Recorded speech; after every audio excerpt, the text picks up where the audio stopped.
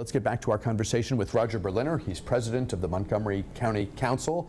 We have callers on the line right now. We'll be going to the phones in a moment. We'll begin with Jerry in Fort Washington. So Jerry, I see that you're on hold. Please remain on the line. I will take your call. We'll go to the phones in just a moment. I do want to pick up though, because this notion of bus rapid transit is fascinating, and probably not for nothing did the council, did you and your colleagues decide we have to move more quickly than it appears we're going to be able to move if we remain on course with our notion that we can connect Clarksburg and Shady Grove via rail. I guess the difficult reality was you're behind the Purple Line and a proposal for a red line in Baltimore. That's right. So the wait for federal funds might have been enormous. Talk about the financing connected with the new idea, if you will, the bus rapid transit. Yes, and we're not quite at that stage yet where we have the financing plan, but we're obviously talking about a significant investment. This is not going to come on the cheap, particularly if we do it in this network of rapid transit across our county. So it's going to be a huge deal. We're going to have to be very bold in our thinking with respect, and we're going to have to ask our citizens to step up, as well as our commercial players to step up here, because this is our future. We don't have many game changers. This is a game changer for Montgomery County. So our quality of life, our competitiveness in the region, all the values that we hold, in my judgment, will be at play here with this conversation that will play out over the next year. Now, lots of folks are looking for an alternative to getting in the car and driving by themselves from home to work and back. But when you talk about a specific line, whether it's rail or bus rapid transit, the numbers have to work. The ridership has to be there. Otherwise, you've spent a ton of money and you've got a bunch of empty rail cars or buses riding around. Yes. Has that part been done? Can you assert today that we know there are enough people wanting to go from this general area to this general area that we can link them through transit and have people show up? That's the analysis that's taking place now, but we're very confident that that's in fact the case, because the key here is getting riders of choice. Okay, we want choice riders. We want people to choose rapid transit because it makes their lives better. And so if we achieve that with the quality of service that we're talking about, with the quality of rapid transit vehicles that we're talking about, with the headways that we're talking about, so that they get to work so much faster, so much more conveniently, we are confident that the demand is there. What we like to talk about is that driving in Montgomery County could be like it is in August, where it is quite doable. Yeah, August isn't so bad. August isn't so bad. So, and you can do that by making shifts of 7–10%. And so that's, we can achieve this. Yesterday was another bad day for Metro. There was a malfunction on the red line, and both ends of the red line, if you will, were impacted. So the folks who take it from Rockville, Twin Brook, Shady Grove, because the problem was at Tenley, so there were significant problems in that part of Montgomery County, and there were problems for people Forest Glen, Silver Spring, Tacoma Park. What are your thoughts about Metro? We all know it has challenges, but are we stepping up as a region to meet them in the way that we need to? Well, we need the federal government to help step up a little more as well. This is something where it's so vital to our entire region. Absolutely. So we all need to step up. Transit is our future, and we've seen how it transforms communities and how we rely on it. And if you can't rely on it, then people are not going to use it. 703-387-1020, that's the number if you wish to join our conversation with Roger Berliner today. Let's go to the phones. Let's pick up on line 1 first and say hi to Jerry in Fort Washington. Welcome, sir. You're on the air. Hi, Bruce.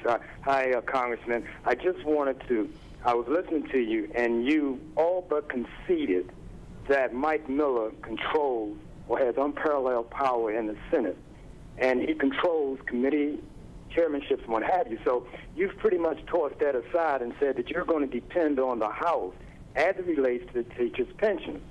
My question to you, if you know that he put in every Democratic governor or was support behind him to put him in there, and they all owe him, and then he controls the Senate, and also the fact that Mike Bush doesn't have as much control over the House, and you're putting all your eggs in the basket saying that we have to depend on the House to help you keep these pensions from being transported to the counties. Right. We've also seen that Mike Miller controls the House by way of the senators, who the House representatives have to be on their tickets, the senators' tickets, for them to technically be voted in.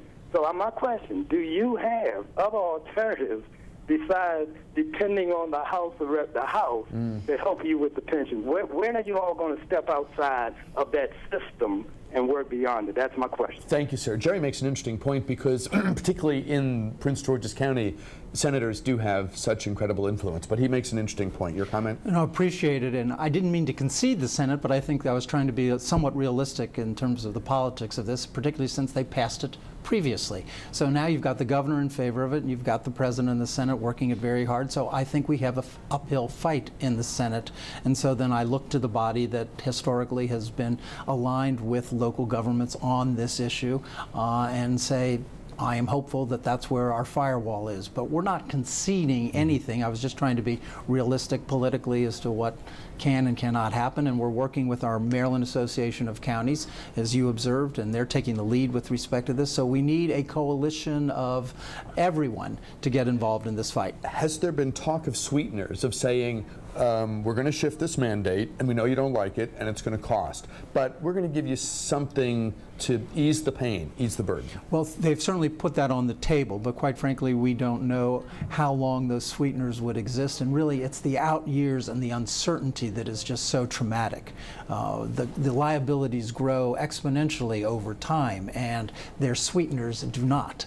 So the future liability is a source of great concern for local governments. You have focused significantly, since you've been on the council, on PEPCO. And there was news on the PEPCO front this week. Yes, there was. The Maryland Public Service Commission finally stepped up and said that one of the abuses, in my judgment, will come to an end, and that is that PEPCO was actually recovering dollars from ratepayers when people were without power for a week at a time. And now the commission has said, if you're without power for more than 24 hours, PEPCO, you don't get to charge these people and recover the dollars associated with power that you didn't even sell. So it was a nice reform, if you will, although I would have said if you're without power for more than 24 hours, you shouldn't recover the dollars in that 24-hour period. But the commission said they'll give them those dollars. What led to their decision? Well, a number of us had brought it to their attention saying this does not make sense, and the District of Columbia doesn't do it that way. So Maryland Public Service Commission was an outlier with respect to this, and so they had no incentive financially to bring power back on quickly. And so we have fixed that.